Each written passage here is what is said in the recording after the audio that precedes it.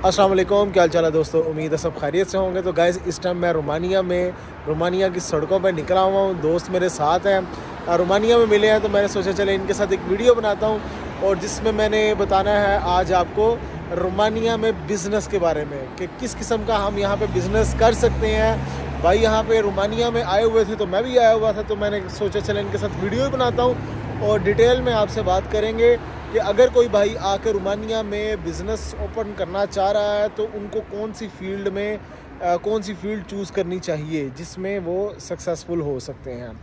तो भाई मुझे सबसे पहले बताएं कि यहाँ पर रोमानिया में आके हम कौन सा कारोबार कर सकते हैं, किस किस फील्ड में अपॉर्चुनिटीज़ हैं यहाँ पे। सबसे ज़्यादा तो ये मैं कहूँगा कि Romania is the best country for the coming of the future, is a part of the Schengen as well. Next probably in January या फरवरी में ये शायद या नेक्स्ट ईयर हो सकता है कि शेंगन में आ जाए।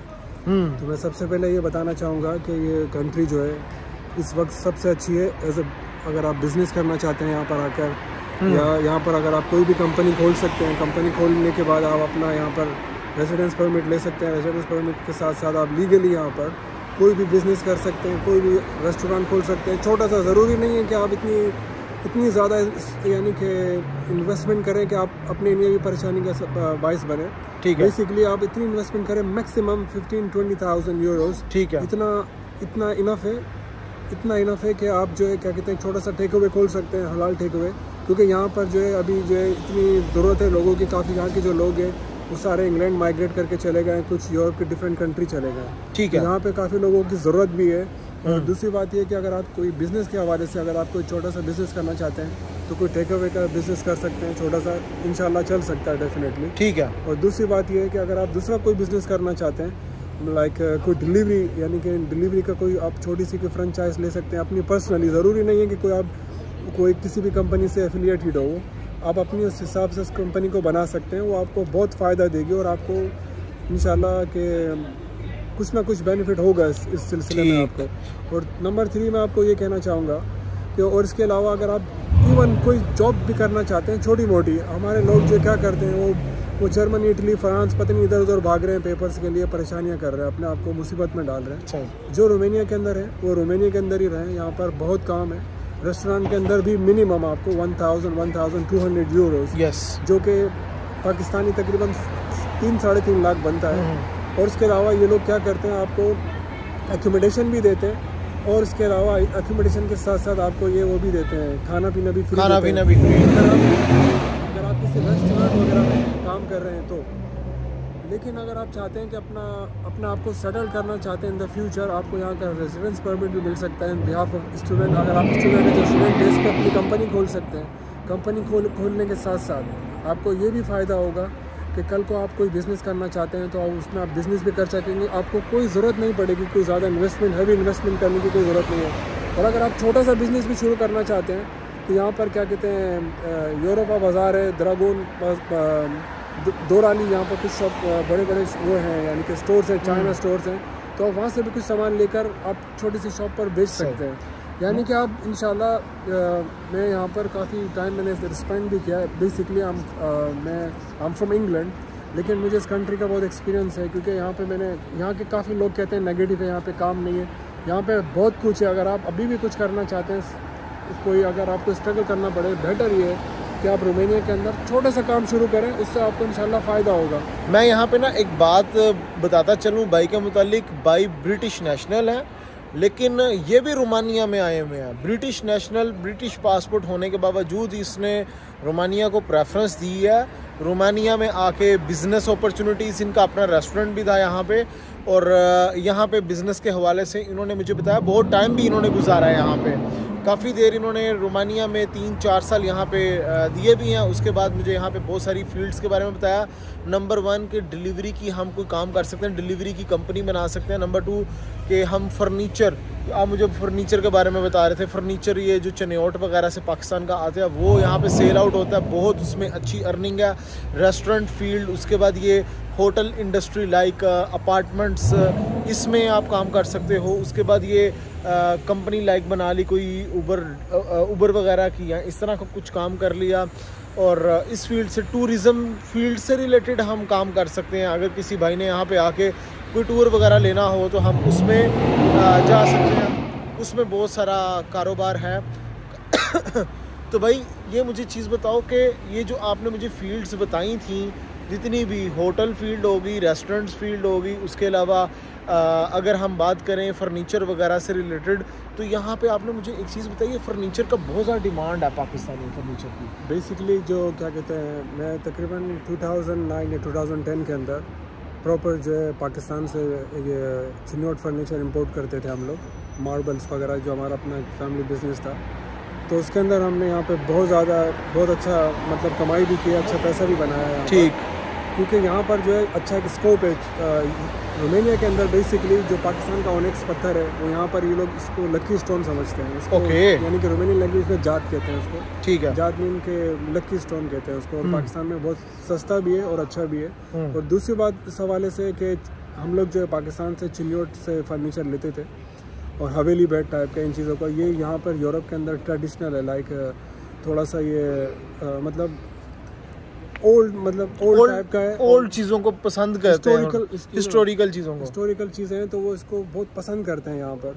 क्योंकि रोमानिया जो है 2012 के अंदर, मेरे ख्याल से 2007 में यूरोपीय यूनियन के अंदर आया। यूरोपीय यूनियन के बाद यूरोपीय यूनियन ने इनको फंड्स दिए। फंड्स के देने के बाद इस कंट्री ने अपने आप को बहुत डेवलप किया। पहले ये कम्युनिस्ट कंट्री थी, और बहुत यहाँ पर वो था। लेकिन अभी ये वो वाला टाइम नहीं है जो लोग समझते थे कि यहाँ पे गुर्बत है, कुछ नहीं। यहाँ पर मैंने ऐसे लोगों को देखा है कि यहाँ पे रह के लोगों ने अपने आप को मिलीनियर बिलीनियर बनाया अपने आप इतना। यानी कि इधर काम है, काम से मुराद आप कोई पाकिस्तान से कोई चीज़ इंपोर्ट कर सकते हैं, फर्नीचर इंपोर्ट कर सकते हैं, और कोई भी मकसद राइस भी इंपोर्ट करते हैं यहाँ पर लोग। क्योंकि यहाँ पे इंपोर्ट करने के बाद आप यहाँ से इटली वगैरह, जर्मनी, फ्रांस वगैरह आप यानी कि एक्सपोर्ट भी कर सकते हैं ईजीली। क्योंकि ये रोमानिया जो है वो यूरोप का गेट ही नहीं है, वो ये हब भी है। क्योंकि ये यूरोप का मेन गेट है जहाँ से आप कहीं भी जाना चाहते हैं। फॉर एग्जांपल अगर आप यहाँ से बुखारेस्ट से फॉर एग्जांपल आप तिमिशोआरा जाते हैं, तिमिशोआरा से हंगरी जाना चाहते हैं, तो अब तकरीबन हंगरी मेरे ख्याल से 2 आवर्स की ड्राइव है ओरादिया से हंगरी, तिमिशोआरा से, जो इसका दूसरा सिटी है अच्छा खूबसूरत, तो वहाँ से आप इजी जा सकते हैं। तो इस कंट्री के अंदर ऐसा नहीं है, क्योंकि लोग जो है, अब हमारे लोगों के अंदर ये आदत है कि वो आपको अच्छी अवेयरनेस नहीं देना चाहते, आपको फ़ायदा नहीं पहुँचाना चाहते। लेकिन मैं आपको एक as a being of a good Muslim and a good Pakistani, I am gonna tell you guys, अगर आप कुछ करना चाहते हैं अच्छे शॉर्ट उसके अंदर आप अच्छी इन्वेस्टमेंट भी, थोड़ी इन्वेस्टमेंट कर सकते हैं, पर आप स्ट्रगल से बच सकते हैं। Better than Saudi Arab, better than UAE, better than Gulf countries. आप अपने आप को वहाँ पर फंसा रहे हो, उनके अहकामों के चक्करों में उनके आगे सर को झुकाना पड़ रहा है, उनके आगे झुकना पड़ रहा है। तो बेटर मेरा ये एक मशवरा है आप लोगों के लिए कि आप यूरोप की तरफ आओ, रोमानिया की तरफ आओ। ज़रूरी नहीं है, मेरी बात को आप इतना वो मत लीजिएगा कि शायद मैं आप लोगों के लिए वो चाह रहा हूँ। मैं चाह रहा हूँ कि हमारे लोग, पाकिस्तान के लोग, सब लोग जितने भी हैं, चाहे वो पाकिस्तान के हो, चाहे इंडिया के हों, चाहे वो कहीं के भी हों, लोगों में एक अवेयरनेस आए, अच्छे कंट्री की तरफ जाए। क्योंकि यहाँ पर अभी देखिए पाकिस्तानी लोग, बांग्लादेश के लोग, नेपाल के लोग और इंडियन लोग अभी बहुत ज़्यादा ये लोग यहाँ पे वर्क परमिट पे आए। ठीक, तो उन लोगों ने यहाँ पर फ़ायदा लिया, अपने लिए अपना आपको फ़ायदा पहुँचाया। कुछ लोगों ने यहाँ पे सेटलमेंट, यहीं की सेटलमेंट लेने के बाद फिर यहाँ से वो लोग कोई जर्मनी चला गया, फ्रांस चला गया, आयरलैंड चला गया। तो मैं इन भाई को भी, अपने भाई को ये समझाना चाहूँगा कि हमारे लोगों को एक मैसेज भी दिया जाए कि रोमानिया की तरफ आएँ। रोमानिया एक सस्ता कंट्री भी है, खाना पीना भी सस्ता है, यहाँ पे हर चीज़ ऑर्गेनिक है, अच्छी फ्रेश एयर है यहाँ पर, और बहुत सस्ता है, महंगा नहीं है। दूसरा एक चीज़ मुझे और समझ आती है कि हम यहाँ पे हलाल फूड का भी काम कर सकते हैं। बिल्कुल, क्योंकि अब देखें, आप और मैं बाहर निकले हुए थे, हम किस चीज़ को निकाल कर निकले हैं कि हलाल फूड शॉप, कि हम हलाल फूड ढूंढ रहे थे, टर्किश रेस्टोरेंट ढूंढे, क्योंकि हमें पता हलाल फूड है वहाँ पे। उसके अलावा हम 1-2 जगहों पे और गए, हलाल फूड ढूंढ के गए। यानी कि अगर कोई भाई आता जिसने कोई इन्वेस्टमेंट करनी है, वो हलाल फूड शॉप में आके कर सकता है, सिंपल।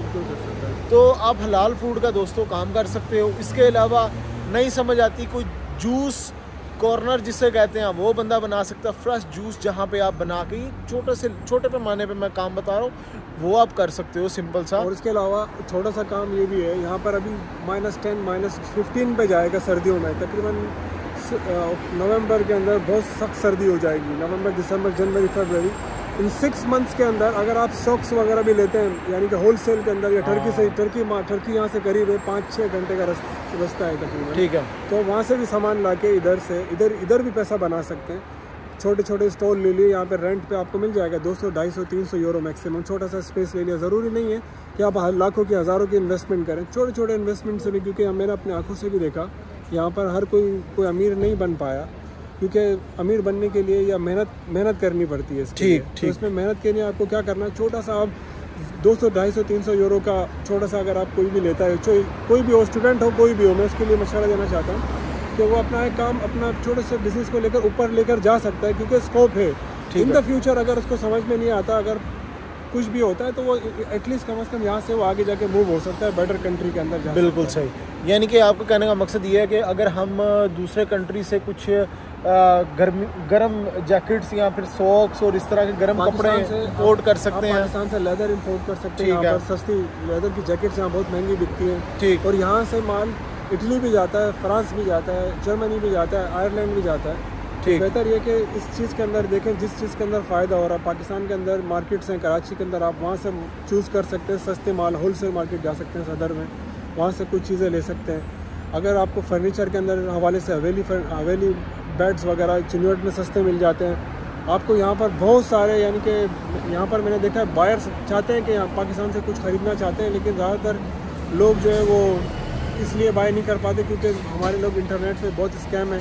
सही बात। कोशिश करें कि इन लोगों से कांटेक्ट में रहें, उनको पेमेंट कभी भी मत भेजें, ना उनसे कोई पेमेंट लेने की कोई ज़रूरत है। स्ट्रेट फॉरवर्ड बात करें कि FOB के अंदर जो भी प्राइस देना चाह रहा है या C&F जैसे भी कोई इनकी पेमेंट है, प्रॉपर वे में काम करें, तो इंशाल्लाह आपको फ़ायदा होगा। इंशाल्लाह मेरी तरफ से, क्योंकि मेरा एक अपना एक्सपीरियंस है इस चीज़ का, यूरोपियन कंट्रीज़ का, कि आपको यहाँ पर फ़ायदा होगा, नुकसान नहीं होगा बिल्कुल भी, क्योंकि ये कंट्री जो एक डेवलप्ड कंट्री हो रही है स्लोली, और इसके अंदर बहुत अपॉर्चुनिटी है और आपको फ़ायदा होगा।